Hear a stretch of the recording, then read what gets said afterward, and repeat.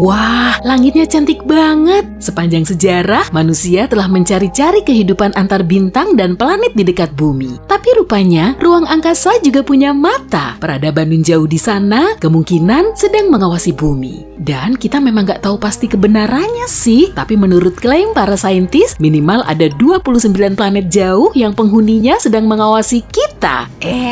Ada pengagummu juga tuh. Senyum yang manis dong. Sejauh ini telah teridentifikasi 1715-an sistem bintang tetangga di galaksi Bima Sakti dan penghuninya bisa mendeteksi bumi dengan teleskop konvensional. Semua bintang ini berada di galaksi kita, jadi kalau peradabannya bisa mengarahkan teleskop ke matahari, mereka akan menangkap titik kecil yang melintas di antara matahari dan si pengamat. Metode ini dinamakan sebagai transit. Biasanya transit digunakan untuk mendeteksi planet dalam astronomi. Kita juga bisa loh mengamati fenomena ini dari rumah secara langsung cuma dengan teleskop. Arahin aja teleskopnya ke matahari, kemudian tunggu. Ada Merkurius tuh, planet yang paling dekat dengan matahari ini cuma kelihatan sebagai titik kecil. Proses transit Merkurius bisa berlangsung minimal selama 5 jam. Dan fenomena ini bisa terjadi sampai 14 kali dalam seabad. Transit berikutnya diperkirakan akan berlangsung pada tanggal 13 November 2032. Catat di kalendermu ya, biar kamu nggak ketinggalan. Kita juga bisa melihat Venus, planet kedua dari matahari. Tapi karena jaraknya lebih jauh dari Merkurius, transitnya juga lebih jarang. Terakhir, planet ini teramati pada tahun 2004 dan 2012. Transit berikutnya diperkirakan akan terjadi pada tahun 2117 dan 2125. Wah, masih lama banget ya.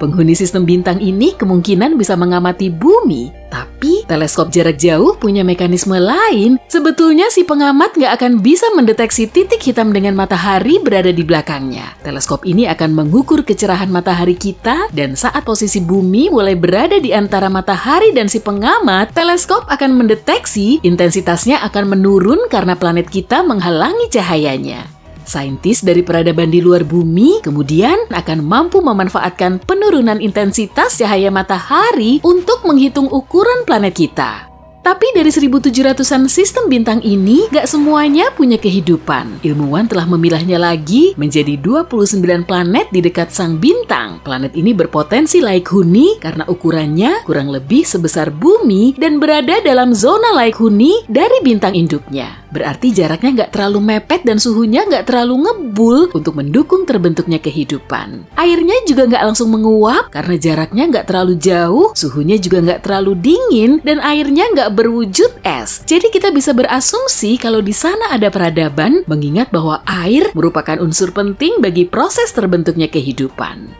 Menurut teori, penghuni planet ini bisa melihat transit bumi selama 5.000 tahun terakhir. Saat manusia di bumi sedang membangun piramida Giza dan Stonehenge, makhluk di luar sana kemungkinan telah mengamati nenek moyang kita. Salah satu dari planet ini cuma berjarak 11 tahun cahaya dari bumi, tepatnya di dekat bintang Ross 128 alias Katai Merah di rasi bintang Virgo. Di situ ada eksoplanet berukuran 2 kali lebih besar dari bumi yang termasuk dalam zona Laikuni. Menurut teori, penghuni planet ini bisa melihat transit bumi secara rutin selama 2000 tahun. Tapi sekitar 900 tahun yang lalu, posisinya telah tergeser. Planet lain sejauh 12,5 tahun cahaya berada di dekat bintang induk T-Garden. Dari sini, transit bumi bisa teramati dan penghuninya bisa mengamati kehidupan kita selama 29 tahun. Pengamatan para ilmuwan juga tertuju pada sistem bintang TRAPPIST-1. Di dalamnya terdapat sekitar 7 eksoplanet hampir mirip dengan tata surya kita. Dan 4 di antaranya berada dalam zona laik huni dari bintang induknya. Tapi penghuninya nggak bisa mengamati bumi hingga 16 abad lagi.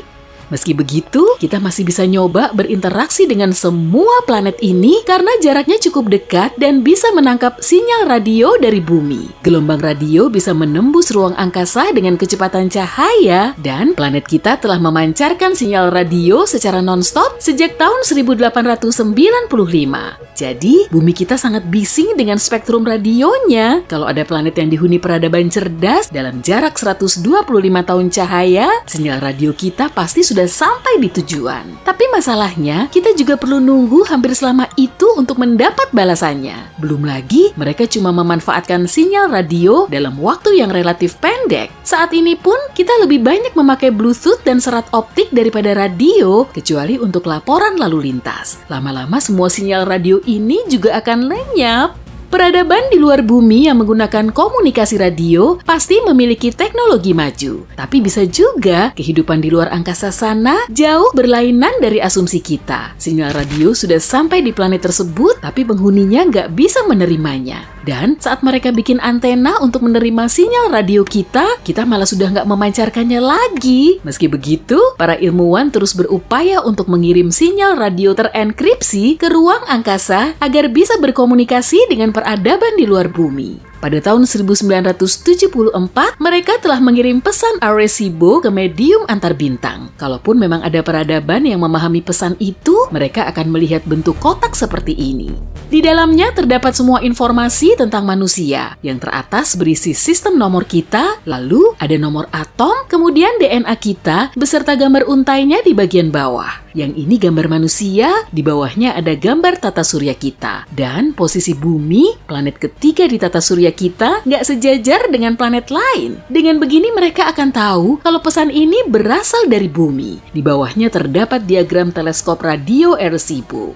Sebagai alternatif, pesan ke planet nun jauh di sana bisa dikirim melalui surat biasa yang diangkut dengan probe luar angkasa. Metode ini juga sudah dilakukan. Voyager 1 dan Voyager 2 diluncurkan pada tahun 1977 dan masih beroperasi sampai sekarang. Pada tahun 2012, Voyager 1 menjadi objek buatan manusia pertama yang berhasil sampai di medium antar bintang. Voyager 1 terbang ke bintang jauh sambil membawa pesan yang terekam dalam piringan emas. Piringan ini berisi salam dalam 55 bahasa di seluruh dunia. Ada juga musik dari berbagai penjurunya, serta berbagai bunyi-bunyian seperti bunyi lautan, suara manusia, dan suara hewan. Selain itu, ada 116 foto yang termuat di dalamnya, termasuk foto manusia dan lanskap bumi. Gambar tersebut juga memuat informasi soal matahari dan DNA kita. Di wadah piringan itu, terdapat petunjuk beserta jarum untuk memutar rekamannya. Ada juga peta pulsar galaksi kita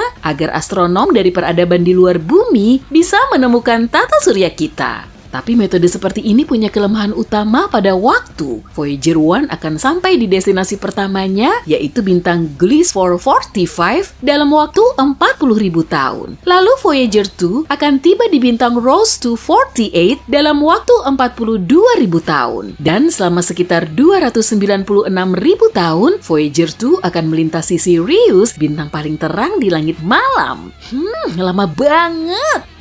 Peradaban di luar bumi juga bisa mendeteksi kita dengan kalkulasi dan rumus. Mereka cuma perlu lebih jeli saat mengamati matahari. Dalam sistem bintang berplanet, bintang induk nggak cuma diam. Ia berputar pada orbit kecil dan bintang yang berat ini menarik semua planet di sekitarnya. Tapi planet tersebut juga punya gravitasi dan resistansi sendiri. Akibatnya sang bintang agak bergeser, kemudian berputar. Peradaban di luar bumi bisa memperkirakan pergeseran matahari untuk menentukan masa planet di dekatnya. Dengan metode ini, para astronom bisa menemukan 548 eksoplanet.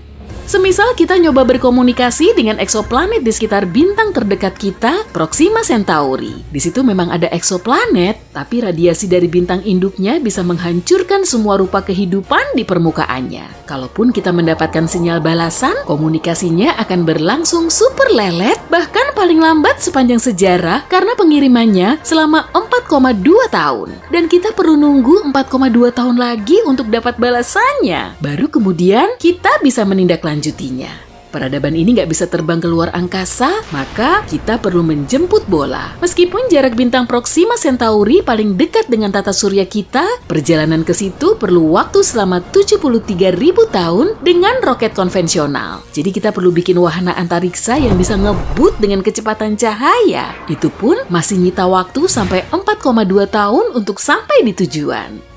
Semisal nih, kita beneran nemu kehidupan di luar bumi yang berlokasi di seberang Bima Sakti. Galaksi kita ini berdiameter 100.000 tahun cahaya. Jadi kita perlu waktu 100.000 tahun untuk melintasinya. Mungkin kita perlu mematahkan hukum fisika atau mengangkut semua peradaban manusia ke dalam pesawat luar angkasa raksasa yang akan terbang melintasi bintang selama ribuan tahun. Dan saat diluncurkan dari bumi, cuma kru pertama yang paling tangguh yang nantinya bisa melihat sistem bintang lain dari jendela pesawat luar angkasa. Hei, geser dikit dong, aku kan juga pengen lihat keluar.